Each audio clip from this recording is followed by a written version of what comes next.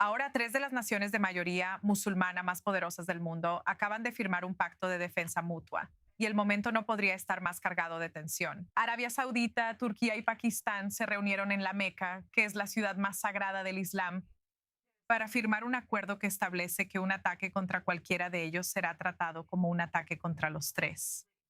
Juntos, aportan el segundo ejército más grande de la OTAN, un arsenal nuclear y las mayores reservas de petróleo del mundo, y dicen que esta medida no está dirigida a Irán, pero la República Islámica casi con certeza no está convencida. Nuestra corresponsal principal, Ariel Oserán, tiene más información. Una nueva alianza de defensa que podría cambiar el equilibrio de poder en la región. El viernes, los líderes de Turquía, Arabia Saudita y Pakistán firmaron el Acuerdo de Defensa Conjunta de la Meca, destinado a fortalecer la disuasión colectiva contra cualquier acto de agresión. Con Turquía, que cuenta con la segunda fuerza militar más grande de la OTAN, Pakistán con sus armas nucleares y Arabia Saudita como un importante exportador de energía, juntos, el poder político, militar y energético de esta alianza es innegable. Los tres países dijeron que la alianza no está dirigida contra Irán ni contra ningún otro país, pero Teherán lanzó una indirecta a Riad diciendo que, así como las bases estadounidenses no le trajeron seguridad al reino, aferrarse, cito, a los lacayos de Estados Unidos tampoco les traerá seguridad. Los países de la región se sienten incómodos debido a la naturaleza impredecible o poco confiable de las garantías de seguridad de Estados Unidos, pero Estados Unidos sigue siendo indispensable para los actores regionales, especialmente para los del Golfo. Así que, en este sentido, no creo que Estados Unidos vea esto de manera muy negativa, dado que los tres países que se están uniendo son socios de Estados Unidos en la región. El acuerdo también incluye una cláusula similar al artículo 5 de la OTAN, que dice que cualquier ataque militar contra uno de los países será considerado como un ataque contra todos ellos. Y es posible que Egipto también se una a la alianza más adelante. Pero mientras tanto, reúne a los tres ejércitos más fuertes de los países suníes de la región en un momento de crecientes tensiones entre suníes y chiíes por la guerra con Irán, y fue firmado en la Meca, el sitio más sagrado del Islam. Como su custodio y anfitrión de la ceremonia de firma, Arabia Saudita es claramente el principal beneficiario del acuerdo. Tiene cierta semejanza con el artículo 5 de la OTAN, pero necesitamos ver cómo se va a operacionalizar esto cuando una de estas partes enfrente un ataque. Y probablemente el caso de prueba será Arabia Saudita, lo más probable, dado los ataques a los que ha sido sometida recientemente, ya sea por los hutíes o ya sabes como Irán o los grupos alineados con Irán en Irak. Así que probablemente esto se observe más en el caso de Arabia Saudita. Pero esto no es la OTAN árabe como algunos comentaristas se han apresurado a llamarla. A pesar del acuerdo de cooperación estratégica firmado entre Pakistán y Arabia Saudita en septiembre de 2025, no detuvo meses de ataques iraníes, ataques de los hutíes y de milicias iraquíes contra el reino. Islamabad no está participando en los ataques contra los hutíes y es poco probable que Turquía lo haga. La alianza ya fue puesta a prueba horas después de que se firmó, mientras los hutíes continúan atacando instalaciones energéticas sauditas. Ninguno de los otros países ha acudido hasta ahora en ayuda de Riad. En cuanto a Israel, aunque podría restar importancia a la eficacia y viabilidad de la alianza, es probable que el bloque se convierta en un competidor por la atención del presidente Trump, lo que podría debilitar la influencia de Israel en Washington. Bueno, ahora nos acompañan la académica del Medio Oriente Dalia Sillada y Aditya Rajkul, editora ejecutiva senior de Seguridad Nacional y Asuntos Estratégicos en NDTV. Ella nos acompaña desde la India. Me gustaría darles la bienvenida a ambas por acompañarnos. Dalia, quiero preguntarte, esta alianza se firmó en la Meca, la ciudad más sagrada del Islam. Reúne a Turquía, Arabia Saudita, Pakistán, con una especie de cláusula de defensa mutua al estilo del artículo 5. Pero horas después de la firma, los hutíes atacaron instalaciones energéticas sauditas y ni Turquía ni Pakistán acudieron en ayuda de Riad. Así que supongo que la pregunta es si esto es realmente un pacto de defensa genuino o más bien una declaración política elaborada que se está disolviendo en el momento en que realmente se pone a prueba. Sí, gracias Natasha, y me da gusto estar contigo y con tu invitado de la India. En realidad, lo que estamos viendo ahora no es necesariamente una coalición anti-Irán como se está promoviendo. No olvides que dos de las partes de este pacto, Pakistán y Turquía, ya son aliados de Irán y han estado en la misma cama con Irán durante décadas, incluida la cooperación militar y todo eso. Así que es difícil verlo de esa manera, pero podemos entenderlo mejor si lo vemos desde la perspectiva de Arabia Saudita. Arabia Saudita se siente desprotegida ante todos los ataques que están ocurriendo en este momento. Está muy decepcionada de Estados Unidos, que siempre actuó como su principal protector. Ya no lo es. Estados Unidos está ocupado con otros asuntos. La reciente decepción en Arabia Saudita también se debe a que el acuerdo nuclear que se suponía iba a ocurrir entre los sauditas y los estadounidenses estaba condicionado a la firma de los acuerdos de Abraham. Así que Arabia Saudita sintió que necesitaba avanzar protegiéndose contra el cambiante orden regional al tener un poder disuasorio o una especie de paraguas disuasorio, algo así, mediante el poder nuclear de Pakistán y las capacidades militares avanzadas e industria militar de Turquía. Así que esto es exactamente, creo yo, la mejor manera de plantearlo. Aditi, ahora quiero dirigirme a ti. Pakistán es un estado con armas nucleares que también es uno de los vecinos de Irán, un mediador clave, como hemos visto en estas conversaciones entre Estados Unidos e Irán, y ahora es miembro fundador de una alianza de defensa sunita con una cláusula de defensa mutua. ¿Cómo interpreta la India la participación de Pakistán en este pacto? Bueno, primero, lo que necesitamos entender es que dos de los principales objetivos de esta nueva alianza son, en primer lugar, la disuasión y, en segundo lugar, crear algún tipo de declaración política o una nueva narrativa. En el contexto de más de 5 meses de conflicto que se ha estado gestando en todo el Medio Oriente, ahora hay nuevas alianzas que se están formando en esta parte del mundo, por supuesto, en toda Asia, en Asia Occidental, a través de balas y misiles que se han encontrado. Pero si revisamos la historia y tradicionalmente, si observamos pactos y acuerdos similares que tienen una cláusula de que si hay un ataque contra un Estado, se consideraría como un ataque contra todos los demás. En el pasado, yo diría que en los últimos 75 a 80 años no hemos visto que ningún Estado ataque a otro basándose en un tratado o pacto de este tipo.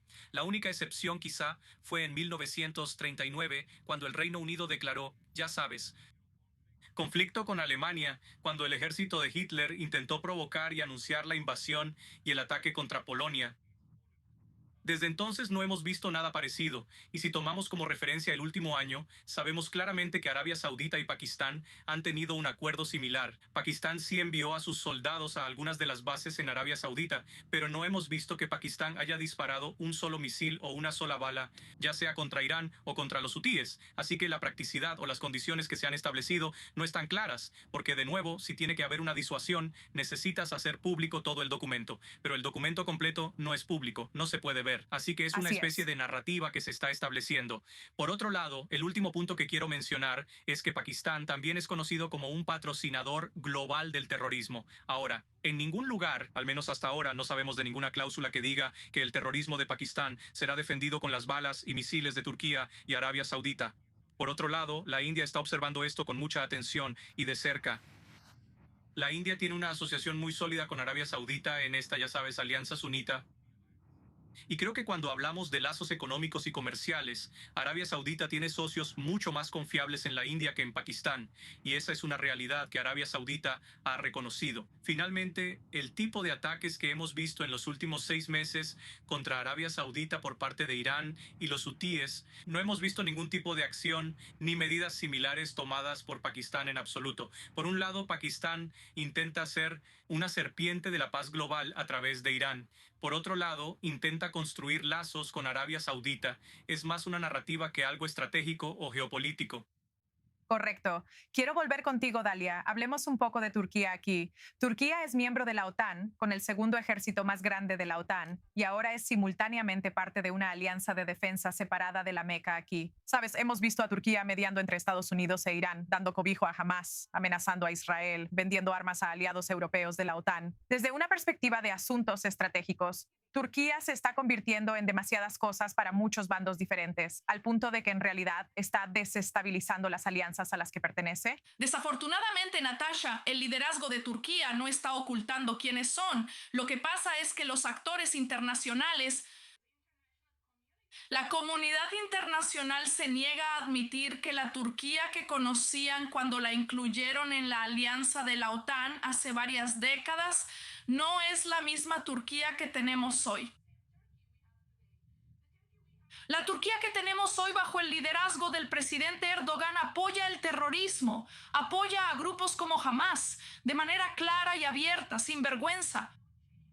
Y de hecho ya no solo les ofrece un paraguas político o respaldo político, sino que en algunas ocasiones en realidad intervino contra personas inocentes como los kurdos en el norte de Siria e Irak, y así sucesivamente, y destruyó sus vidas. Así que Turquía es muy activa incluso más allá de sus fronteras, apoyando a grupos terroristas en toda la región y más allá.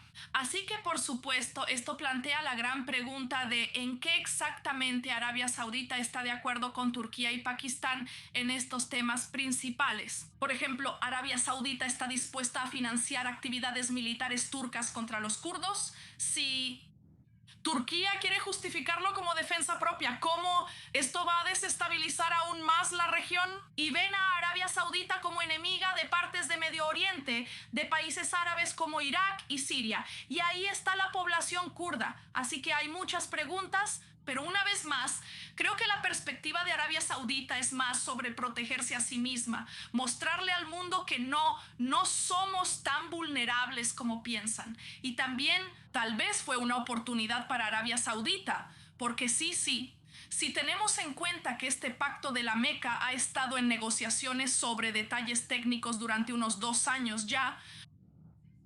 Esto quizás fue iniciado por el deseo de Arabia Saudita de ocupar el lugar que dejó Irán tras la campaña militar liderada por Israel contra Irán después del 7 de octubre. Así que quizás esto es lo que estamos viendo ahora y no.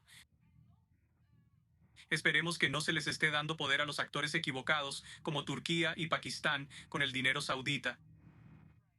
Bien, Aditi, ahora quiero dirigirme a ti y hablar un poco sobre el papel de Israel en todo esto. Obviamente, y no solo Israel, creo que también es importante hablar de Estados Unidos aquí, porque Irán obviamente ha llamado a la alianza aferrada a los lacayos de Estados Unidos. Pero algunos interpretan este pacto como una señal de que el Golfo está construyendo su propia arquitectura de seguridad, precisamente porque no puede confiar plenamente en Washington. Bueno, ¿Crees primero lo que hizo, esto... sí. Adelante, adelante. Sabes, en primer lugar, hay una nueva arquitectura de seguridad que se está desarrollando en todo el Medio Oriente. Hay nuevos amigos, nuevos aliados que se están formando.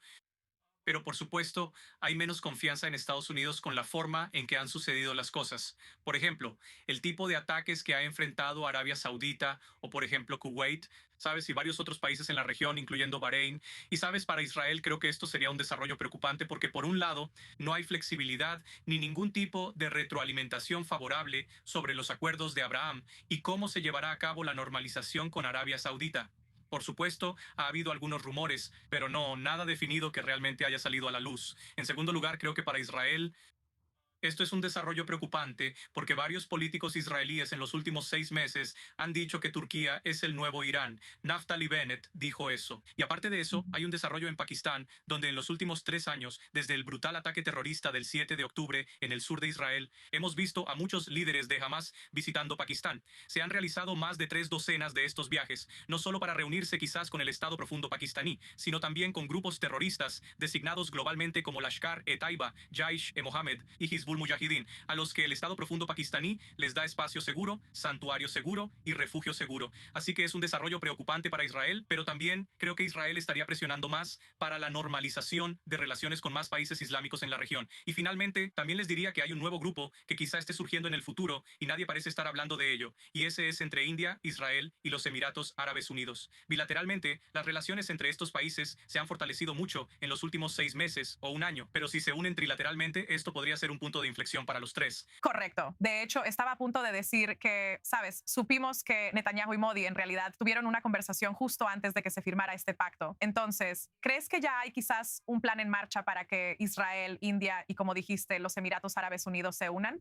He escrito mucho sobre esto en los últimos 6 meses y también estuve en Israel cubriendo la guerra durante aproximadamente un mes, en los primeros días cuando Modi visitó Israel a principios de este año. Así que supongo que algo se está preparando. Creo que cuando se trata de innovación en Israel, la capacidad de defensa y la capacidad en cuanto a logística o capital, cuando se trata de los Emiratos Árabes Unidos y cuando se trata de manufactura y el tipo de escala a la que la India puede llegar, especialmente cuando se trata de la fabricación militar, por ejemplo, Israel necesita sistemas cúpula de hierro y baterías. India puede producir eso quizás en cuestión de días. Y por eso bilateralmente India e Israel han creado una resiliencia conjunta. Eso significa que ambos países se ayudarán mutuamente y hay un trasfondo histórico y tradicional detrás de esto. En los últimos 25 años, Israel ha acudido en ayuda de la India cada vez que la India ha estado bajo ataque de Pakistán. De manera similar, la India ha ayudado, las empresas de defensa indias han ayudado, así que creo que podría haber un anuncio que cambie las reglas del juego, quizás en los próximos meses.